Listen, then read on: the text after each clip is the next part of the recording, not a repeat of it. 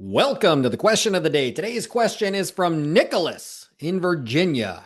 And Nicholas asks, he says, pre-report call goes well. Get there and I go over what we're going to accomplish. I ask about decision makers. The person that you're talking to says they're the sole decision maker and that there's nobody else that needs to be involved in this decision. And then you get that confirmed like two or three more times just to make sure. That person goes with you throughout the call. They see everything. You build value, you take your time, you put your energy and effort in with the customer. Then you get to the present step and you go over everything with them. Then at that moment, they say that they'll have to run this by a family trust, a group of individuals that co-own the property, like brothers or sisters or business partners, or sometimes they even revert back to the spouse. And sometimes I've been lied to directly, and they're the actual renters of the place. Any ideas how to detect this ahead of time? That's a great question. I love that question, and it's a very detailed question as well. So let's dive into this because something funny's going on here. And I always I my gut says there's something going on here. Now the thing about the gut is actually experience. I don't solely go on my gut. I like to back it up with data, but usually my gut, my experience when backed up with data, I don't know, 9 times out of 10 I'm right. And the other 1 time out of 10, whatever. Um, but my gut says there's more going on here because this shouldn't happen very often. Often, when I'm talking about solutions or processes or objections, anything like that, I often describe them as they solve the problem 95% of the time. That's what I'm shooting for. I'm shooting for a solution that works 95% of the time because there's no solution. There's no solution that works 100% of the time. And if somebody tells you it works 100% of the time, they're lying to you.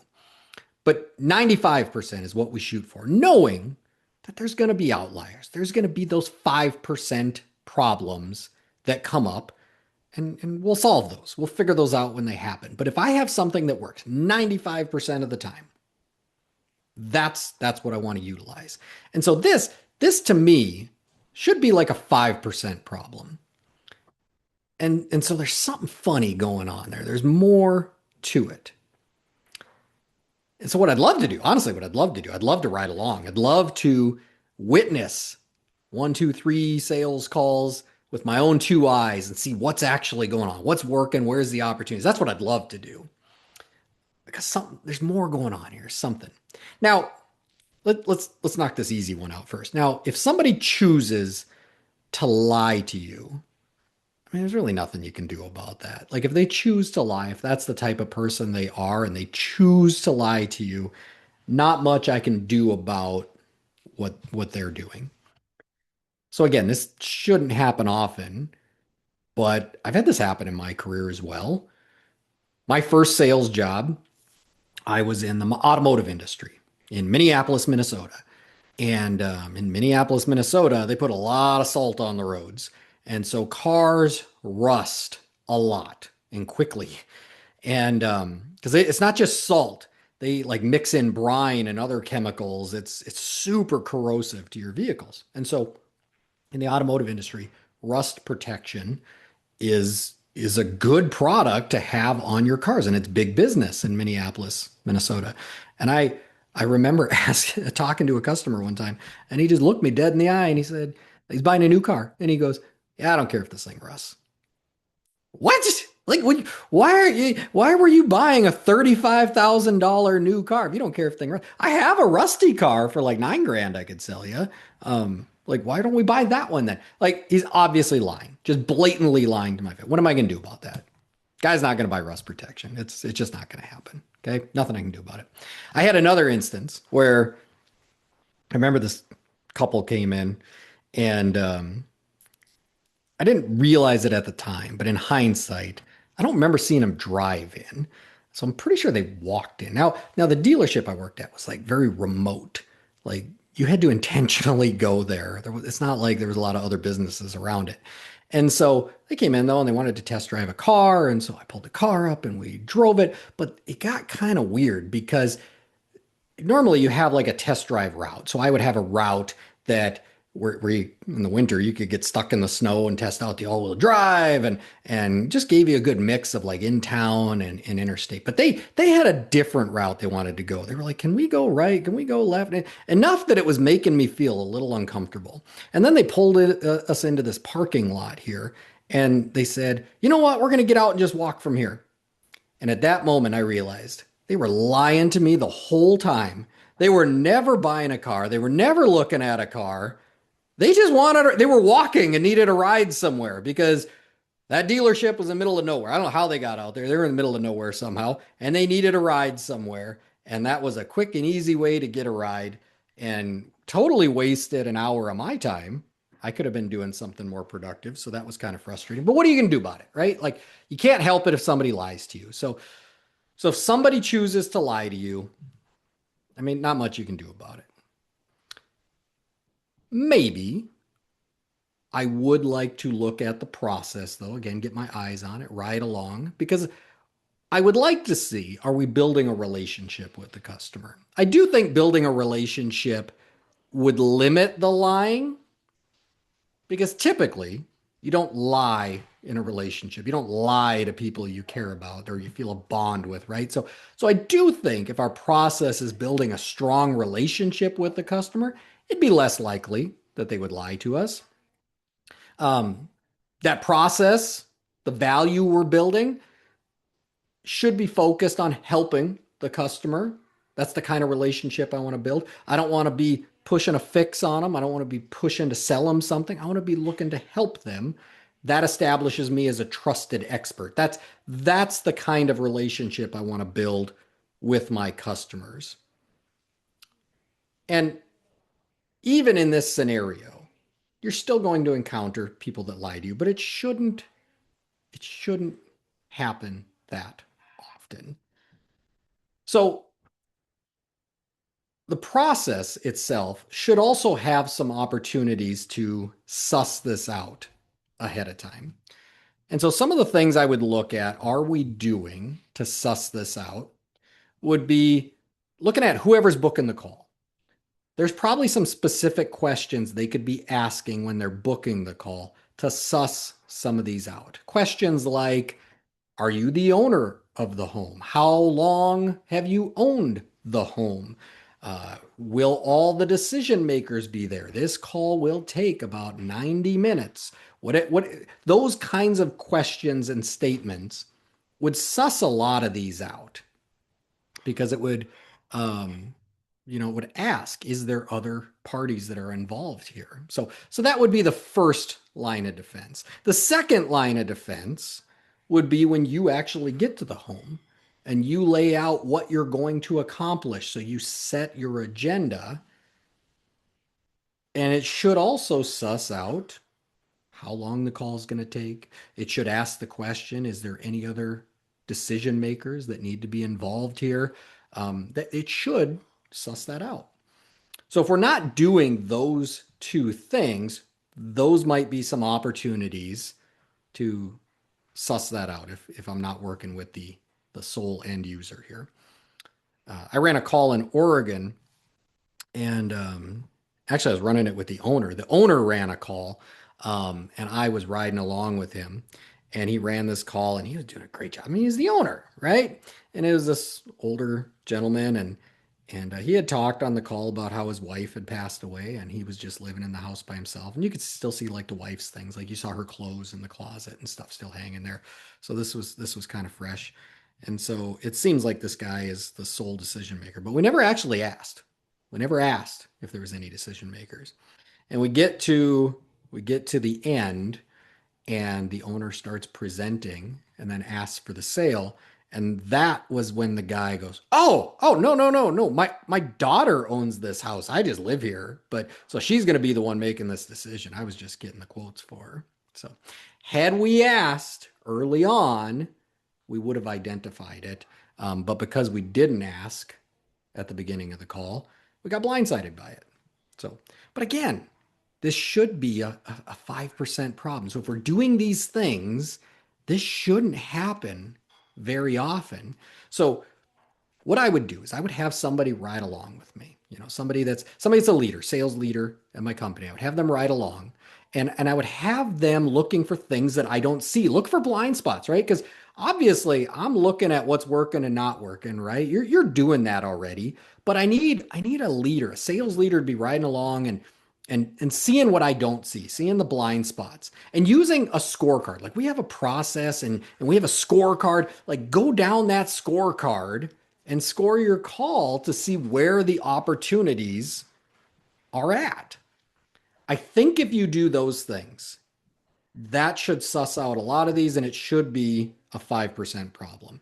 Or we're going to find out where our opportunities are at, and then we can fix them and make it a 5% problem. So those are some of the things that I would do to identify this early on. But let's get a little more specific now, because you also talked about like a board or a trust or other decision makers, renters, stuff like that. Let's talk about those specific scenarios a little bit too. So what do you do with those calls? What happens if you're on the call and then you find out that there's a board that's involved here, or it's in a trust, or there's other decision makers that co-own the property and they're not there, or I don't know if they are the renter or something like that.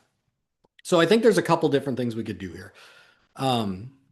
First, let's separate out the co-owners. So if there's co-owners, I would treat this just like a spouse objection, right? So we call it the spouse objection all the time, but really it's a third party objection. Is there somebody else, a mom, a dad, a daughter, a brother, a sister, a friend? Like is there somebody else that's that decision maker or co-owner of the property? Then I would treat it just like a spouse objection. And the spouse objection, you have to get them involved somehow. You have to get them to be part of this, because I don't know anybody, honestly, that would make this big of a financial decision without their spouse or that trusted person in their life. And so if they have that other person that has a say in this, we have to get them involved, just like we do with a spouse objection.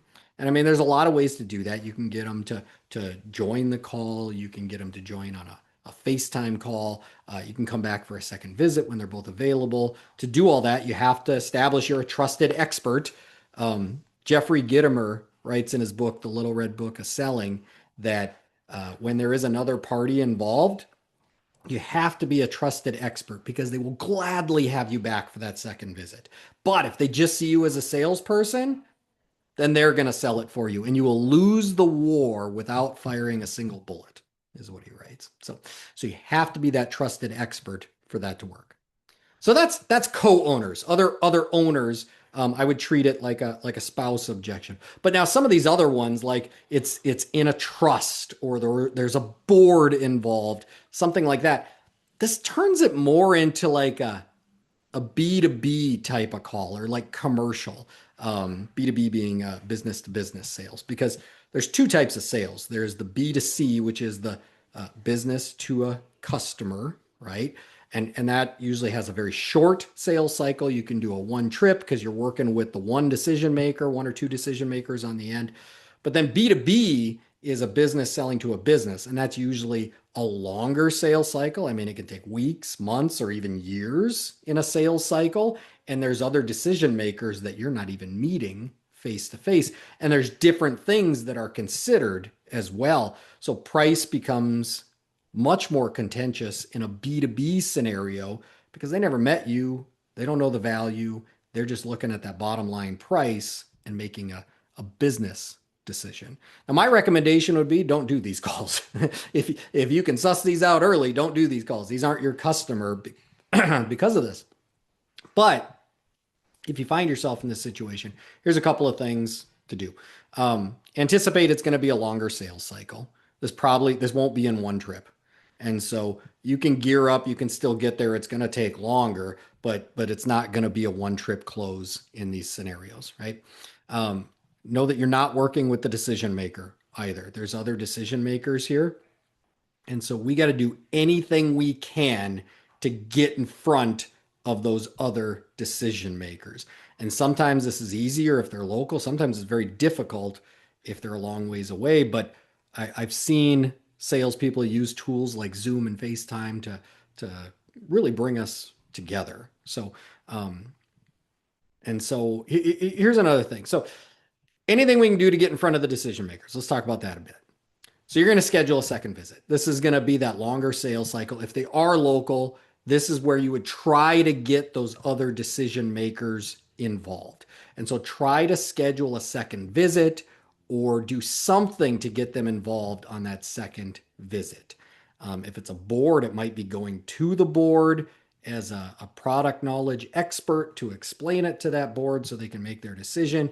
You might have to do something like that. You could try to get them on the phone. So instead of just that one person taking it to the board and just showing them the number on a piece of paper, I might try to get them on the phone and chat with them, especially if they're not local. And one of the things I do is, well, first you got to figure out who these people are. So the person you've been working with, that's who you want to work with to figure out who's on this board. You might have to do a little research outside of the call to figure out who's on this board, but I would try to get on the phone and then have a reason to be calling them. So some kind of new information, some kind of added value. And one trick I do when I need to get somebody on the phone is I'll just call twice because most people don't answer if they don't know the number, right? So if I call, they're probably not going to answer. It's going to go to voicemail. What I'll do is I won't leave a voicemail. I'll just dial it a second time so it calls again. Most people, when they see a number called twice, they get curious enough that they'll actually answer. And so if I'm trying to get somebody on the phone, I might call twice like that to get them on the phone. So those are some things I would do to try to get in front of those other decision makers, like a board. If it's like a trust situation, you may have to let it play out because there's some legalities there that are going to have to play out before you can move forward. But best thing you can do there is just keep serving those people and be there so that when they get through this and they want to get through it too, you're the person that helped them navigate through it and it ends up being a sale. So not ideal, but you'd have to stick with them. Now, if it's more of like a business kind of arrangement, that more B2B kind of sale, I would also focus on long-term ROI. So B2B is much more price conscious because they're thinking of it as a long-term investment. And I have to help them frame that long-term investment because you're not going to be the cheapest one on paper. They're going to have 5 other quotes there. They're all going to be numbers on paper. They're not going to know anything about these companies. They're just going to be looking at that number on paper. And your number isn't going to be the cheapest number. So I have to explain that long-term value. So I might ask questions like, who's covering the utilities? Because if it's like a landlord or a board, if they're responsible for utilities, efficiency is going to be a much bigger deal. So my option might be more expensive, but it's also more efficient. And when you play that out over the next 10 years, my option might actually be cheaper. And so I might highlight efficiency and be asking who covers the utilities. The other thing I would really highlight is the warranties, the long-term warranties that you have, because that equals long-term savings. So if this is like a business decision, and let's say I have a 10-year warranty, a not a dime warranty over the next 10 years, well, they know my costs are capped for the next 10 years. I will not spend more than this in the next 10 years. Versus this one's cheaper up front, but if I have repairs, etc., it may end up being more expensive. As a business owner, as a board, you don't want to enter into something that you don't know what the costs are going to be. So it's a lot safer bet, even if I'm spending a little bit more, it's a lot safer bet to enter into something where I know over the next 10 years, this is what it's going to cost me versus I'm saving a little bit now, but there's always that chance it's going to hit me down the road over the next 10 years. So warranties is another area you really want to focus in on and then get in contact with, whoever those decision makers are. So There's a big opportunity here. I don't know what that opportunity is yet because this shouldn't happen very often, but you're gonna get a sales leader to ride along with you. You're gonna utilize a scorecard. You're gonna look at those blind spots. You're gonna see what are the areas of opportunity there. I'd love to do a ride along. I'd love to dive into the areas of opportunity here because this really should be a 5% problem. But if these problems do happen, there's some golden BBs to help with it. So that's today's question of the day. If you're enjoying question of the day, follow, share, give a rating. Question of the day is on major streaming platforms.